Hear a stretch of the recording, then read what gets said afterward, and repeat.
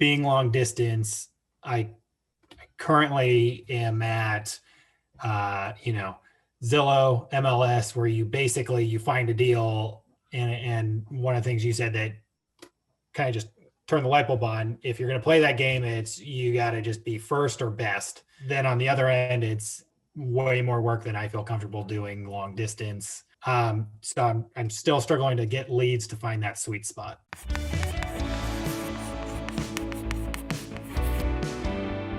Hey there, my name's Chad Carson. You can also call me Coach, and this is a channel all about investing in real estate, achieving financial independence, and doing more of what matters. If you're new here, be sure to hit that subscribe button and the little bell so you don't miss anything. There are new videos every Friday morning.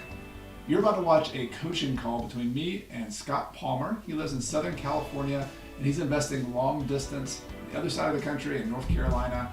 And we discuss things like how he's finding money to buy his first deal, one of the offers he recently made and how to learn from that offer that actually got rejected, and building his team, working with his realtor, finding deals.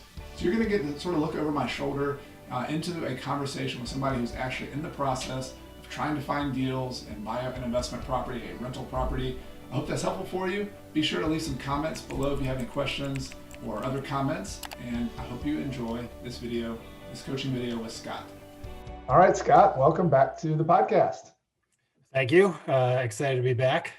Yeah, I am excited as well. So this is the call number 2 of our coaching series with Scott. And Scott is in our Real Estate Start School class. He is a student who lives in California, investing in North Carolina. And so if you don't mind, just in case somebody didn't get to hear our prior conversation, tell us a little bit about yourself and then what some of the highlights were that we decided to focus on after our last coaching call. Sure, absolutely. So as you mentioned, I'm in Southern California and am looking to do long distance, long-term rental. So I found my target market in Winston-Salem area in North Carolina, and am going through the Real Estate Start School. So this is looking for my first property, going through all the ins and outs of that. And in our last call, we kind of left off. I have my little to-do list. I had a generic high-level plan, but needed to actually get the financing set up. I also had to work on my team members, interview real estate attorney, kind of find out what role they play, since I forget what the term is, but we in California, we aren't a closing attorney state, or we aren't required. So interview and learn more about that, and find a property inspector and figure out how to include them in my plan to find the property and where they fit in the whole process. Great. Yeah, that's what I had from our summary as well. And so I'd love to dig into each one of those. I mean, just to summarize, you're at the step where you've done step 1, find a target market, and we're now moving forward to these other steps, which are including building a team around you, because you can't do this alone, particularly long distance when you're buying a property across the country. And then, of course, we all know you got to have the money to buy a property. So even if you found the best deal in the world, if you don't have the money lined up. So I think that's where we left it. And so I'm curious, let's talk about your financing, what your plan is and what you've done since our last call to try to move that forward. Sure. So my plan is a 2-pronged approach, to either use conventional lending, so 20% down, go to the bank and get them to finance it, or get approved for HELOC, so I can offer cash deals, which either would allow me to get a better deal or open me up to maybe some wholesale deals that require cash closing. So that was the plan. And since we last talked, I have gotten pre-approved from a local lender. So found a bank. Interest rate is 3.5%, which I am happy with. And I think I could get some more quotes, but initially just kind of comfort level with the interest rate. I'm good with moving forward with them for now. I have also applied for my HELOC, and I've gotten approved for a credit line greater than the property value that I'm looking for. So I've gotten approved for up to $290,000. That is in the process of getting underwritten, so that should be available to me if all goes well in January. Great. And just for people who are curious about that stuff, because you've done some stuff behind the scenes, how did you go about? You're in California. This property is going to be in North Carolina. How did you go about finding a local lender, and what was that process like to get that pre-approval? Which, congratulations, by the way. That's a great step. You got to congratulate ourselves along the way, because that's a big deal. Yeah, I appreciate it. It felt good. So the step was for me, it's always come back to the team member. So the first person on my team was my real estate agent, and she has been just invaluable so far in giving me local resources, referrals. So she put me in touch with someone she uses locally, who she's closed deals with. So I know that process works. And that was how I found my local lender. Yeah. So borrowing relationships, I found that to be so critical with my team too, that I have a property manager, I have real estate agents as well. And even if you've been in the business for a long time, when you have an agent like that who's doing lots of transactions, they know the people who are dependable, who are in the game, who are keeping up with the latest lending trends. I mean, so that was a great shortcut. And having good credit, having good income for you and your wife, that made it pretty straightforward. And that's one of your strengths. As we've assessed what your business strategy should be to get started investing, you have a full-time job, and you have W-2 income, you have good credit. Those are the pluses. The challenge you have is not much time, and you're doing a long distance. So that's again, leaning on your team member to help you find deals, to help you get financing. So great job on that. Yep. Thank you. And then for on the HELOC side, that one I used my family banking relationship. So they had a HELOC previously. So I went to them. I said, hey, this is the purpose. This is why I want to take it out. Is there any issue you guys have with this? Went through what are my possible fees, and got comfortable with that. And they said there's no problem. So I feel good about, going through both approaches and then having multiple options available to me. Perfect. And for those who are listening who don't know, HELOC is a home equity line of credit, which is basically a loan that uses the equity in your home. Which the equity being, if you owe, for example, if you have a $500,000 house and you owe $200,000, you have several $100,000 in equity between what you owe and what the house is worth. And banks will loan. There's some banks that will loan you money, not 100% of it, but some percentage of the value. I am curious, what percentage did they talk to you about? What those terms would be on the home equity line of credit? They did. So 80% of home value. And so again, with them, that's more than I am looking to use right now. And so, but I said, I guess might as well just open the full credit line. And if they come back and the home value that they need to use ends up being lower, then we'll just come back and use a lower credit line. Great. Okay, so you've got your financing on the way. So the home equity line of credit sometime in January. We're talking in December, so about 30 days out or so. And then your pre-approval, which is basically means based on what you've told them, they will give you a loan as long as you put 20% down, as long as the property appraises. So how does that make you feel in terms of confidence of taking any other steps with actually buying a property, making an offer? Where's your head on kind of what step you're at now for that? So that was, since we last talked, that's been aside from these to-dos, that was the biggest step. Is I did make an offer. Yes, just, it was the good part about it was it really made me align what am I comfortable with, and I really had to go through that whole process. The downside was they did not accept my offer. They went with another one. But as a learning experience and kind of step one to just really putting in the crucible of, am I comfortable moving forward? It really focused that all for me. Great, man. You're hitting milestones left and right. This is great, Scott. I love it. Yeah, it was terrifying. It was, a good terrifying, but led to a very restless night. And then they, fortunately, it was a quick resolution. They told me the next morning that they wouldn't accept a different offer, but it was good. So tell me about if you don't mind, just kind of what the property was like, what it was listed for, and then what your offer was. Sure. So it was one of those where it was immediately caught my eye because it matched my target property profile to a T. It was listed for $140,000. The market rent around there was $1,350 to $1,400.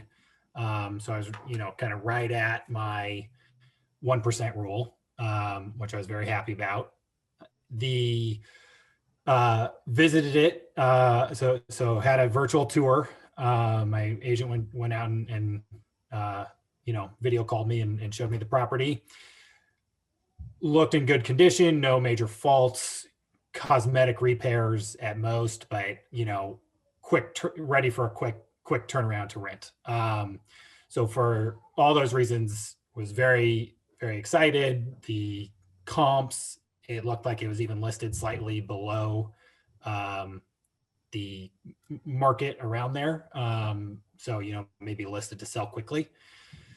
So all that being said, I got the alert. This I found on a Zillow safe search, and I got the alert in the morning, sent a note right away to my agent.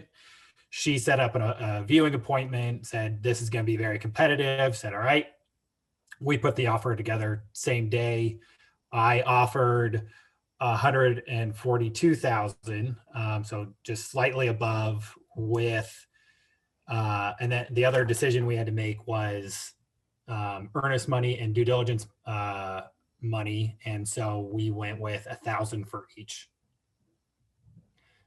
And this was all, again, having not done due diligence money, have not done earnest money before. So had to really hammer that out with my agent right away. What am I comfortable with, putting up? What am I comfortable with, potentially losing? And so, yeah. Let's talk about that, because this goes back to one of our second due diligence items from last time, or homework items, was talking to an attorney, or at least becoming more familiar with a local North Carolina contract, so a purchase contract.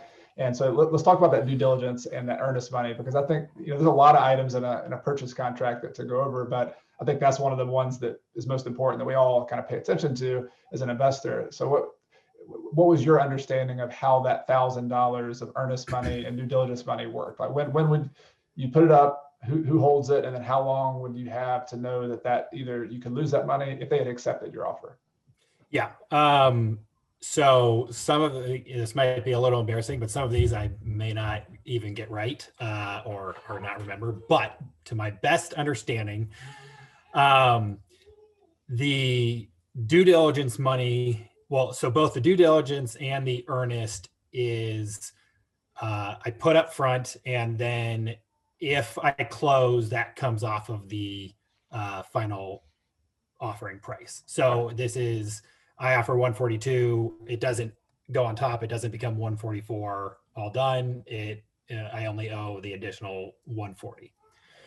So that I was happy with. The due diligence is whether you close or not. That is essentially the fee you're paying for the period that you have requested to perform your due diligence. Because of the holidays, we did ask for 30 days. So, and then with that, we put a bit, I think a competitive, or from what I am told, a reasonable due diligence of 1,000. We started at 1,500, but it being my first one, and just thinking, hey, there's maybe a high chance I get cold feet and something's wrong, and this isn't the one I want to pull the trigger on. I asked if maybe can we lower that. So instead of going 1,500 due diligence, 500 earnest, we did 1,000 and 1,000. The earnest money, my understanding is if you close in the designated time period, you're good. If you don't close or you need to renegotiate, then you would lose out on that earnest money. I believe earnest money goes to the closing attorney and the due diligence goes to the selling agent. And that's where I'm not super confident in that, but I knew I had to give it to someone and it was no longer going to be with me. 2000 was coming out of your pocket. That was for exactly. Great. So I mean, and these are the details. I mean, these are the weeds. And for people listening to this, some people might be in North Carolina, but most people won't. But these are the kinds of like obstacles that we all face, and that you've got to make an offer. You've got to have this contract filled out, and you have an agent helping you out. You have usually a closing attorney you could ask questions to as well. Mm-hmm. But I mean, these are the real life questions. And like I'm one state away. I'm in South Carolina. And we have a slightly different due diligence process where you have an earnest money deposit, but not a due diligence deposit. And I actually think as a seller, I would prefer to be in North Carolina because I like that. I like people having to put their money up front, but as a buyer, it's a little bit stronger towards you in South Carolina. But I mean, you can negotiate that. That's what's so interesting. There's so many things that are negotiable in a contract. If you wanted to make your offer stronger, if you had 4 or 5 people making offers, you could, even in South Carolina or wherever, say that, hey, I'm going to give you $2,000. $1,000 is no matter what, you get to keep it if I don't follow through. The other $1,000, if we don't close, you get to keep that too. So like, there's lots of ways to negotiate. But the great thing about this is you jumped in the weeds, and that's how we learn. You got to get in there sometimes and make an offer to learn how to do an offer and what's involved. So that's great. I mean, I'm excited for you on that. And I think now that I've done it and had to think about it, I'll be less afraid and more excited to use it as a tool of, hey, if I want to make my offer extra strong, if we are in a case where it's going to be a multiple offer situation, I can use that lever accordingly. Great. So any other lessons or kind of insights for yourself or about the market that you learned from going through this offer process? So I also got in touch with a closing attorney. And again, another referral from my real estate agent, but interviewed him and with them, again, since we don't use closing attorneys in California, we use a title company. I just had to start with, what do you do? Why do I need to pay you? But, in so many words, but got really comfortable, basically said, hey, we are in lieu of, you may be more familiar with working with a title company, but very similar role in North Carolina. We'll do the title search. We'll make sure, all your documents are in order. So once it was put in that framework, I got a lot more comfortable with, okay, I understand your role, how you're here, how you'll help me. And, obviously that's very, very important, is getting your title all sorted out. So feel good about adding to that knowledge. So you got your agent, you've got your lender, you've got your title company. Are there any other team members? I believe we talked about a couple more that you want to make sure you added on in case they said yes to your offer next time. Yeah, absolutely. So the other one was property inspector. And so with this, had a little back and forth. Ideally, in my ideal world, which maybe was a little bit naive, but would like to have someone go out, before I make an offer, before I get into due diligence and having to put money up, having someone take a look at inspection. Talked over the process with my agent, and she has people who perform property inspections. I've got a handful of lists I still do need to interview. However, the process of getting them to come out prior to making an offer does not sound as though that is the typical route. I said, well, can I, or what's the deal? And she said, you can ask, but basically there's no money in it for them. So it's more like them doing you a favor, or just not really worth it for their business. Yep. So that kind of made sense to me. Yep. Yeah, that's pretty typical. I mean, I would say property inspectors, you almost always get once you have the property under contract and you're in your due diligence period. So they're very helpful for that. And they're the ones who really go with a fine tooth comb, looking at every outlet, looking at every corner of the crawl space. That's their thing. I do think there is value in having some kind of insight on the repair costs before you make an offer. I mean, that's nice because that's one of your main assumptions. So the question remains, how do you do that? And my next question for you would be, your plan is to use a property manager if you do get it, is that right? So do you have them, is that a potential, since they know they're going to have you as a customer, would they either for free or for a fee be willing to go out to the property and help you evaluate it like in that way? That is a great point. So I guess kind of two things initially in this instance, and I viewed two other properties as well. And going through that process, in that I am comfortable with high level, my agent's knowledge, what she's pointing out, where she just, says, hey, this looks like this is a trouble area, roof, foundation, water damage, mold. We did the tour and I had the whole gamut where one of the properties I looked at looks, I feel like they only focused on curb appeal because from the grade, it was like, I'm sold. This looks awesome. Let's go view it, but sign me up. And then we got inside and it was just a hodgepodge of disasters.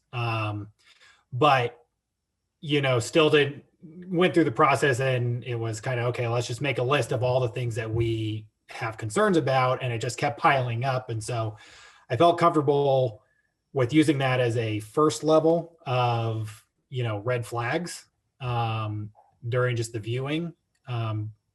But I do have a property management company that I'm in contact with. I did just reach out to them to say, part of my analysis is I need to know the rental market, and I'm using kind of online tools just to gauge it, but who knows, can I reach out to you, as I'm looking to secure a property? Are you okay with me working with you beforehand? And they said, absolutely. So with that in mind, I might ask them like, hey, can I add on to that? You guys, do you do inspections additionally? I know it's listed, they sent me a quote of all their services and costs. Property inspection is listed on there. I'll have to find out if they're willing to do it beforehand. Yeah, and I think if you kind of talk about informally, and this all happens in relationships, the more business you do with people, the more willing they are to throw something in.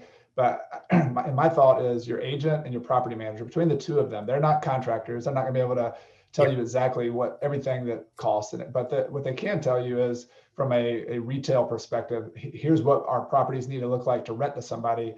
They can help you make a scope of work or a punch list. Yep. That's really what you want. When you make that offer, you're going to get a rough scope of work. And it might be, for example, all right, we're going to have to paint the entire house. We're going to have to rip out all the carpet and replace all the carpet.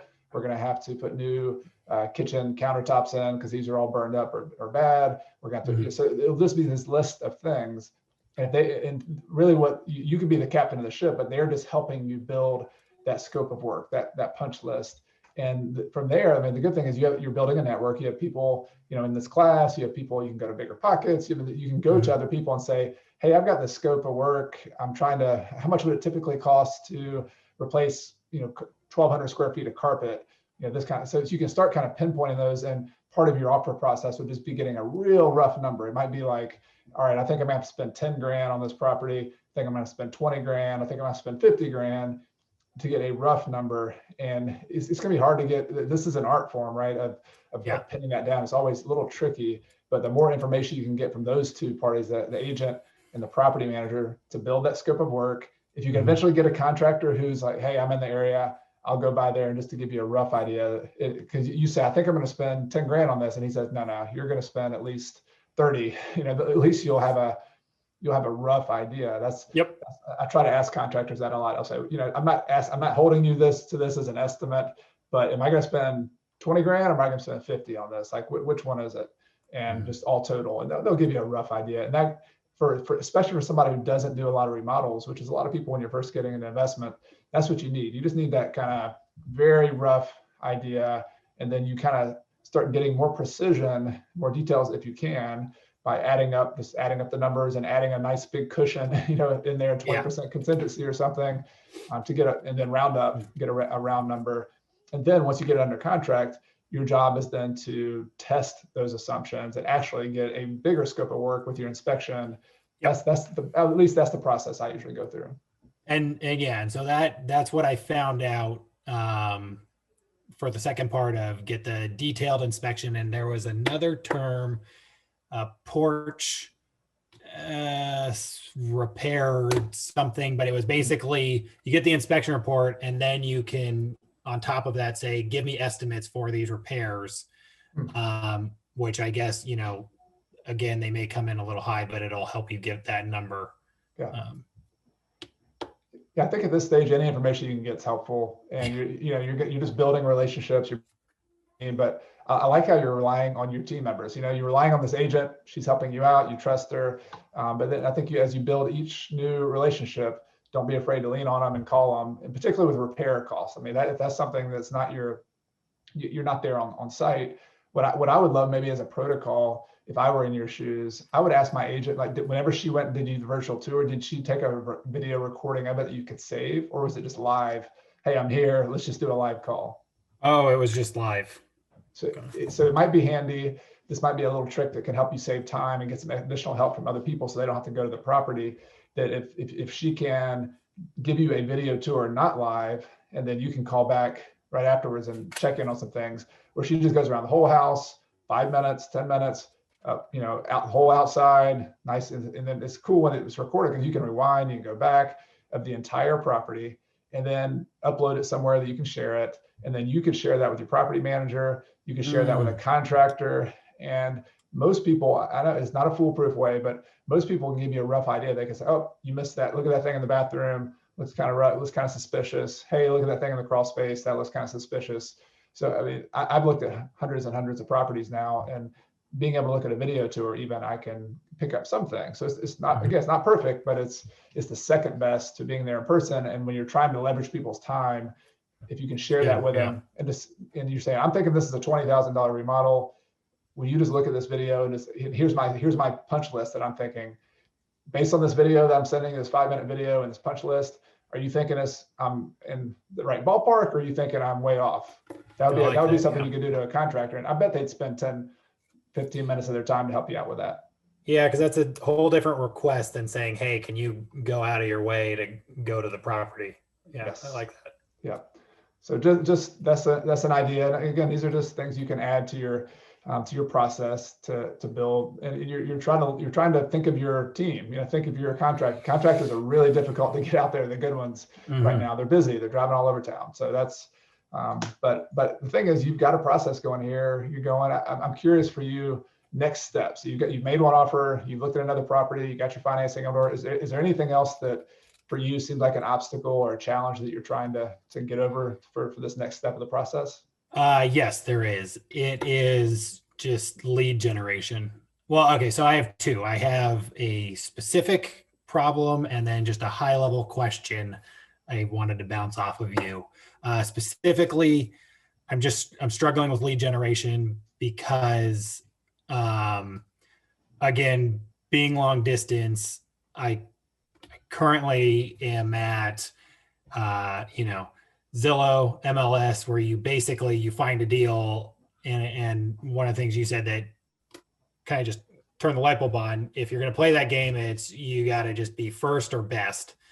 So at least I know that makes sense, and it made sense in this last instance. I thought I had a shot of being first, but I just think it's then on the other end, it's wholesalers, properties that haven't sold, and there's just neighborhoods bad, something's wrong, way more work than I feel comfortable doing long distance.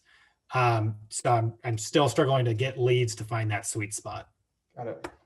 So I'm going to give a summary. I know you have already looked into some other potential sources of leads, but part of our course, what we do is give you this kind of a cafeteria line of here are different ways you can generate leads. Because if you just depend on MLS and Zillow, that's just one source. And my metaphor is always, you have to go fishing with multiple fishing lines. You can't just use MLS, or you're going to be depending on that.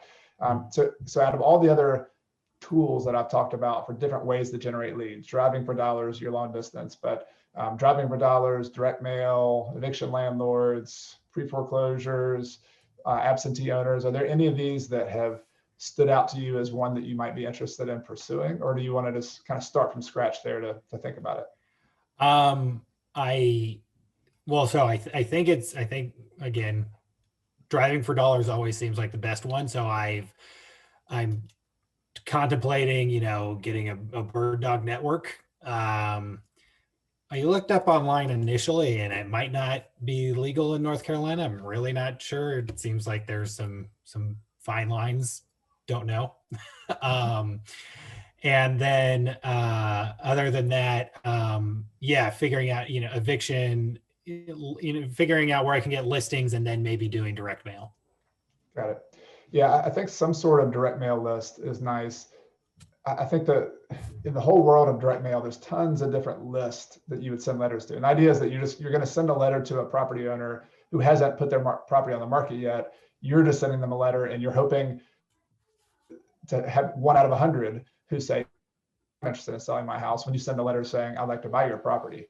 And so the question always is, which list is going to be the most likely to have a good response on there? And this is the marketing question, is you never know. Like, it's just, depends on how much competition you have, depends on the time of the market.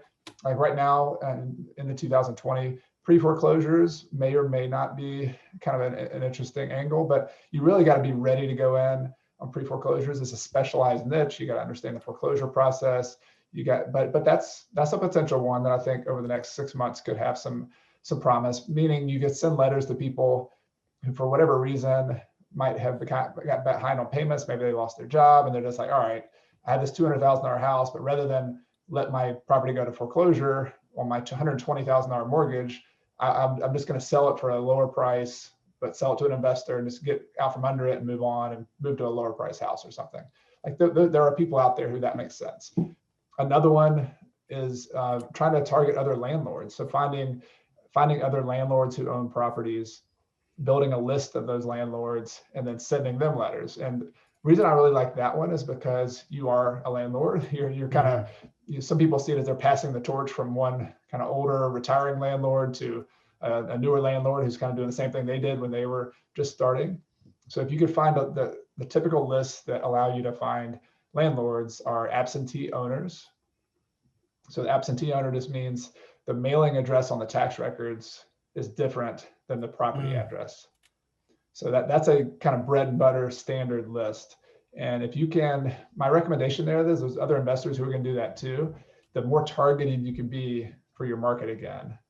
If you choose, certain neighborhoods, certain areas, and you're going to have to send 500,000, letters out to get some kind of potential results. And if you're paying people to do that, that might be a dollar per letter or more. So you're going to spend some money on that marketing. But the way most people look at it, they can spend $500 to $1,000 and get one deal out of it over a 6-month period or something. That's worth it, right? You're making a deal that is hopefully making you $20,000, $30,000 in equity or something. So those are just a couple ideas. There's other ones out there, like you could try to find the evictions in town when landlords are evicting their tenants, and then go through that list. That's typically public record. So you got to figure out, how do you find that public record? How do you send letters? So there's always some details to figuring out each one of those lists. But I would explore 1 or 2 of those. Yeah. Maybe I'd lean towards the landlord list. I think and then figure out, you're going to have to spend a little bit of money on that to acquire the list. There's a couple list sources out there. List Source is one. Property Radar is another I've looked at. There's some subscription services. Others are just, you pay by the list, and you can basically download a list. You have it in an Excel spreadsheet. You then create your letters. You send the letters. You put them in envelopes. There's a whole kind of process to that as well. But I think that's that's one potential way. Other than, I wouldn't give up on networking. You mentioned having wholesalers and lists. You're long distance, but everybody's doing remote right now because of COVID. So if you can network on some Zoom calls with other the local Winston-Salem RIA club, local real estate meetups. I would put on my calendar, I'm going to at least do one of those a week or 2 a month or something. That's going to be helpful because you're going to have other wholesalers, other investors you can not only build relationships from to talk to, but also might be a source of leads for you as well. Yeah. Okay. No, I like that. I think that's helpful. So what do you think about that? So you're getting some MLS leads. That's getting you a trickle of kind of potential offers coming in. Mm-hmm. So you're not going to give up on that. What do you think would be some good next steps for you to sort of build out that capacity to generate more leads? So yeah, I am going to look into landlord lists, and I think my next goal is going to be send out direct mail, because I think that is something I need to do. And I was a little hesitant of, okay, so am I going to spend money? Is it time to put money down before you have anything in the bank? So yeah, I think that's the next move. Cool. So I'm thinking what we can do on the next call is you could get maybe 2 or 3 potential, or maybe if you narrow it down less than that, just 1 or 2 potential lead generation campaigns. We can then, if you want to, drill down on each one of those and say, all right, what's our implementation plan here? How are you going to get this list? We could even go on, do a screen share, just look at a couple places where you might be able to get those lists. Would that be a helpful thing for you? You lay the groundwork, and then we'll dig into the actual details of trying to implement those campaigns. That would be incredibly helpful because this is not something that I envisioned beforehand. So this would be new territory. Yeah. Perfect. Okay. Well, great. That sounds like a good plan. What else? Anything else on your mind that? So the big picture question I had, again, so when having to actually move forward with an offer, it really kind of focused on my questions. And one of them was in explaining why this particular property made sense. It was, okay, is $100 to $200 a month worth all this effort and potential risk? And if at first I was like, oh, okay, it's a good point. And so, cause I put everything in the analysis spreadsheet and spit it out, and it looked like it was probably 100. The 5 properties I analyzed were spitting out between $100 and $200 a month. I hope the answer is yes. Yeah. And I think with, the fact that this is cash flowing. So, this is on top of paying off all the expenses and generating equity going forward. You have the bonus of this cash. But maybe you want to get your take on that. Yeah, I think you're thinking about it the same way I would. I mean, this is a really good fundamental question about why you're investing in the first place. And so I guess if I put it back on you, like you buy this property this year in 2020, you wake up 10 years later and you have this rental property and hopefully more rental properties. What will that property have done for you in an ideal scenario financially? Right. So let's actually look at the actual, results that you're going to use to move yourself forward. So this would have, it would have generated, after expenses, after financing costs, $1,200 to $2,400 a month, which, I'll take as a plus. But hopefully, and this is where I, had to make sure, okay, am I in the right neighborhood? Because hopefully there'll be some appreciation included in as well. Not banking on that, but, hoping for it. So like in my target market, I did not start with appreciation being the number one priority. But then again, having this paying off, cash flow positive after financing costs, I will be building equity. And so, if in 10 years, I no longer want to hold, I will, have a gain. Right. Yeah, and I mean, it wasn't a trick question either. Like I think you hit it on the nail on the head. So you put $30,000 in, for example. You have a down payment plus some closing costs, $30,000 into this investment. You make, let's round it up to 200 because I think unless you have other things going for it, a couple $100 a month would be something I would shoot for. So you have $2,400 per year. So 30,000 in, $2,400 back out. It's a little bit under, that's 5% return would be $1,500 a year. So that's between 5 and 10%, like a 7% cash on 7.5% cash on cash return, probably just rough numbers. And then you're also paying the loan down a little bit. I'm not sure how exactly what that'll be, but that might be another $1,200 to $2,500. So you've got some built-in, returns there on the bottom line. But then, you're also buying it in a balanced neighborhood that if it goes up, you're using leverage. So if this $150,000 property goes up by 3% per year, which you can't guarantee it will, but over a 10-year period, you're buying in a neighborhood where you're hoping that's going to happen. And so 3% per year, that's another $4,500, $3,000 to $5,000 a year. So everything's a risk, right? But in a best case scenario, you might be making, not $7,000 to $10,000 per year growth in your through cash flow, equity buildup, and appreciation.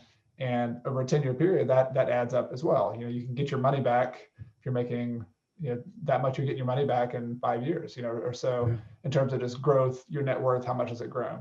So if you can build a system that repeatedly does that, where you can get your money back, and you're using leverage, you're taking risk, right? But I think you're doing your due diligence, you're locking in your interest rates for a long period of time. There's some things that could go wrong in the meantime, but if you can consistently get those kind of return numbers through cash flow, equity pay down, and growth, you're doing pretty well. That's like in the 15 to 20% range there, and some of that's tax optimized. So I think just in the big picture, I like quality residential real estate that day one has some positive cash flow, so you can at least guarantee some kind of return and have a kind of a margin of safety in case rents go down a little bit. And then, are we okay speculating a little bit? Sure. I mean, that's as long as we have a base return to build off of, that's always part of the game. You buy S&P 500, you're speculating a little bit as well. It's a little bit more diversified, but this is I like the fact that between equity pay down and cash flow, you're making a pretty solid return. And then the appreciation could be a big chunk of your return in the end if you buy in a good location, but it's also doesn't have to happen in order to at least build up some wealth. Okay. I appreciate that, because again, it was one of those where when you start trying to explain to someone else, it's where when you really learn. And so I'm glad I'm comforted. I was thinking about it the correct way, and I wasn't kind of missing anything out. So that's helpful. It also reminded me, okay, no, I don't want to be looking in D properties, even though, some of the cash on cash return or the cash flow looks great. That is where the risk is probably too high for me. Yeah, and there's money to be made there too. I know I have people I've interviewed I know who do great in those neighborhoods, but they're more hands-on. They're more, they're more on the streets, like really being able to, all right, this street's really on the up and up. This street's rising. I'm going to make a great cash flow, and I have a potential for growing later on. But you have to go with, again, where your strengths are. Your strengths are you have great financing, great credit, you have money saved up.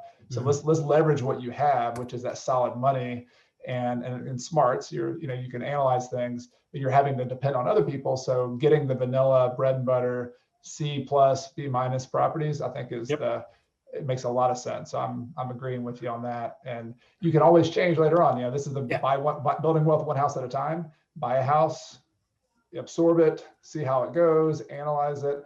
You might need to tweak it. Say, all right, let's buy a little bit different property next time. That's part of the learning process. But I think it's totally worth it, especially on your first deal.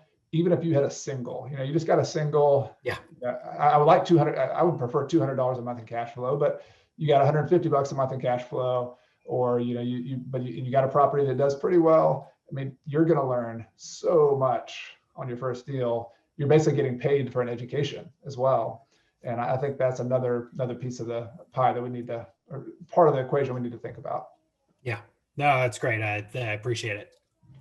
Absolutely. Well, thank you. Thanks for doing all the work. You're the one putting the hustle. You're putting the hustle in. You're making offers. You're getting financing. So I'm just excited about talking next time and seeing how you make some more progress. Sounds good. Can't wait. All right, Scott. Talk to you next time.